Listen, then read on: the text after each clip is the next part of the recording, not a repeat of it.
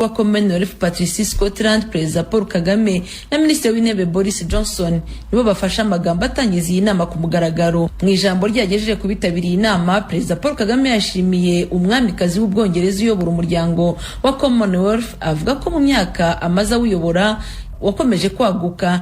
Yumvikanishije ko Commonwealth ikenewe ari umuryango uhangana n'ibibazo isi ifite ku buryo byitabwaho aho kubirebesha ijisho gusa. Perezida Kagame yavuze ko u Rwanda ruhawe kuyobora Commonwealth nyuma y'imyaka 13 rumaze ruwinjiyemo, ariko igihugu cyafashe indi sura. Today we are a nation transformed in heart, mind and body. Turi igihugu cyashegeshwe na jenoside, ariko ubu cyarahindutse mu mitima, mu bwenge no ku mubiri by'abaturage bacu n'urubyiruko ntabwo bazi amateka y'ibyabaye. Cyo dukora cyose harimo no kujya muri Commonwealth mu 2009 bishimangira ko abaturage bacu batasigaye inyuma. 3/4 of our population are young people with no memory of those events. Everything we do, including joining the Commonwealth in 2009, is aimed at making sure that our people are connected, included and forward-looking.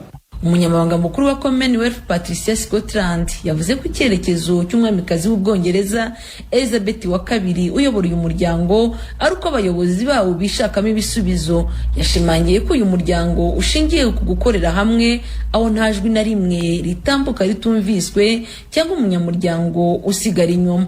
Minisitiri w'Intebe w'Ubwongereza Boris Johnson usoje manda ye nk'umuyobozi wa Commonwealth aho yasimbuwe na Perezida Paul Kagame, yavuze ko icyorezo cya COVID-19 cyateye isi ibibazo bikomeye kimwe n'ibibazo biriho uyu munsi biterwa n'imihindagurikire y'ibihe.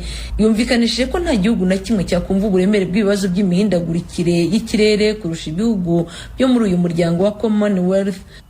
Bityo avuga ko inshingano z'abayobozi b'ibihugu bya Commonwealth ari ugufasha ibindi guhangana n'ibi bibazo. Uyu muyobozi yumvikanye ashinja Perezida w'Uburusiya Vladimir Putin ko ari we nyirabayazana w'inzara arimo kuyogoza ab'amikoro make muri ibi bihe. Rumwe mu ngamba zirwanya buri kimwe twemera ni ibitero by'Uburusiya kuri Ukraine no kuba Putin yarafunze ibyambu byakabaye bigeze ibiribwa ku baturage bakennye cyane ku isi. Kugeza uyu munsi hafi miliyoni 25 z'amatoni y'ibigori n'ingano arunze mu bubiko hirya no hino muri Ukraine yafashwe bugwate n'Uburusiya. Ubwongereza bushyigikiye gahunda y'umuryango w'abibumbye yo gusohora ibyo biribwa muri Ukraine. Ikiyongereyeho tuzashora agera kuri miliyoni 370 z'amapaundi mu kurwanya inzara ku isi muri uyu mwaka, harimo miliyoni 130 agenewe PAM. Leta y'Uburusiya yakunze kuguhakana uruhare isi yatewe n'ibura ry'ibiribwa, igashinja ibihugu by'Iburengerazuba ko ibihano byabyo aribyo byateye kugabanuka kw'ibiribwa no kuzamuka kw'ibiciro. Kugeza ubu iyi ntambara yatumye ibiciro byinshi ku masoko bizamuka, ariko igikomeje guhangayikisha abatari bake ni izamuka ry'ibikomoka kuri peteroli.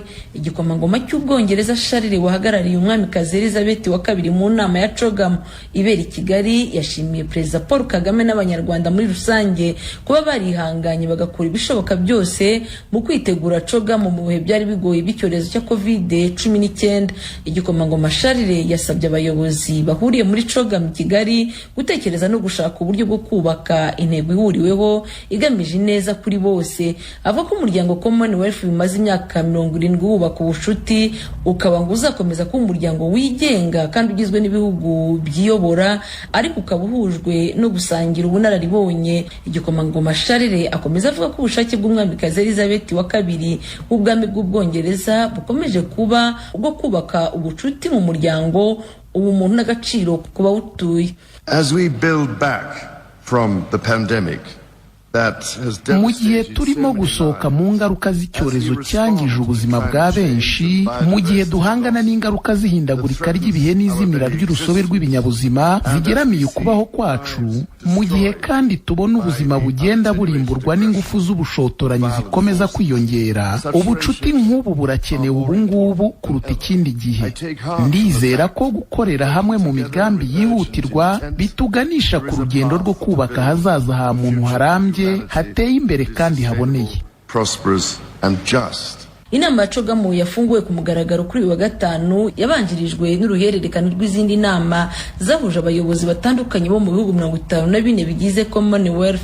Ibihugu bigera kuri 41 nibyo byohereje muri iyi nama intumwa, harimo abakuru b'ibihugu na za guverinoma bagera kuri 30 ndetse n'abaminisitiri b'ububanyi n'amahanga. Biteganijwe ko iyi nama isoza imirimo yayo kuri wa gatandatu, ahateganijwe ikiganiro n'abanyamakuru. Bitandukanye n'uko iminsi ibanza byari byifashe, ku munsi inama yitabiriwe n'abakuru b'ibihugu na za guverinoma, kugenda mu mujyi wa Kigali byagoranye cyane mu bice byegereye aho inama yaberaga. Assumpta Kaboyi, Ijwi ry'Amerika, i Kigali. Komisiyo y'ukuri n'ubwiyunge mu Burundi ivuga ko ubushakashatsi yakoze bwagaragaje ko hari abanyamahanga bagize uruhare mu bwicanyi bwo mu 1972 muri icyo gihugu. Umunyamakuru w'Ijwi ry'Amerika Pierre Claver Niyonkuru niwe udufitiye inkuru irambuye. Umugwi SHERE ujejwe kumenya ukuri no kunywanisha abarundi uvuga ko abanyamahanga bagize uruhara mu bwicanyi bwo mu mwaka w'1972 babwirizwa kurondegwa, abakiriho bagakubitwa intahe mu gahanga. Pierre Claver Niyonkuru atwara uwo mugwi mu kiganiro yahaye abamenyesha makuru i Bujumbura kuri uyu wa gatanu, yatangaje ko uwo mugwi wakoze amatohoza ukaronka n'ibimenyetso ntabanduka byagiriza bamwe mu banyamahanga baturuka mu bihugu bihana imbibe n'u Burundi. Ati mwatoye karangamuntu w'umunyekongo kandi n'abandi banyamahanga b'abakongomani baratoye impapuro zibaranga. Erega burya bwicanyi bwaje dufise abanyamahanga ba mu Burundi bafise uruhara mu bwicanyi bwabaye, turabafise bagize uruhara mu bwicanyi no guhagarika abico. Umugwi SHERE ntiwatomoye neza amazina n'ibihugu abo banyamahanga bakomokamwo, gusa Ndayicariye arongoye SHERE yemeje ko bazoshirwa mu cegeranyo c'uwo mugwi kigahabwa leta y'u Burundi. Ndayicariye avuga ko abo banyamahanga bazorondegwa biciye mu migenderanire u Burundi bufitaniye n'ivyo bihugu. Niba hageze kubwira igihugu A canke B canke C canke D, bica mu nzego za leta, bimwe bita inzego za diplomasi. Amazina ya mbere turayafise, tuzobatondeka dukurikije igihugu baturukamo.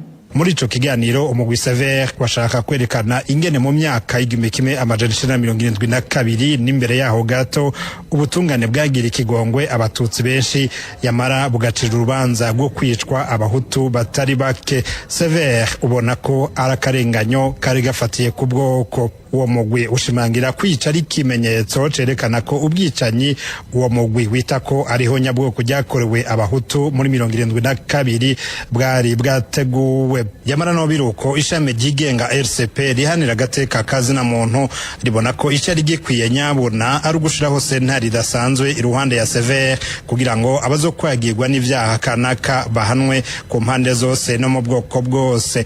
Aha Gervais Nibigira icegera c'utwara RCP akaba n'uwacitse ku icumu mu bwicanyi bwahitanye abatutsi mu mwaka w'1993 avuga ko uwo mugwi SHERE uhengamye.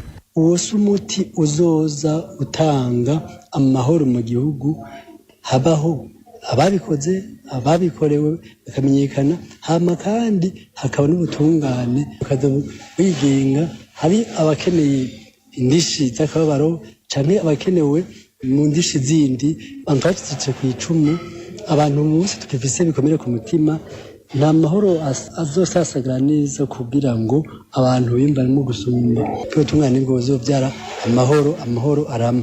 Raporo yashikirijwe n'uwo mugwi mu nama nshingamateka, umukuru w'igihugu Evariste Ndayishimiye yahise yemeza ico caha. Mbere ntiraheza amatohoza, ntiraheza kumenya ukuri, none tuzoza turafata akamanyu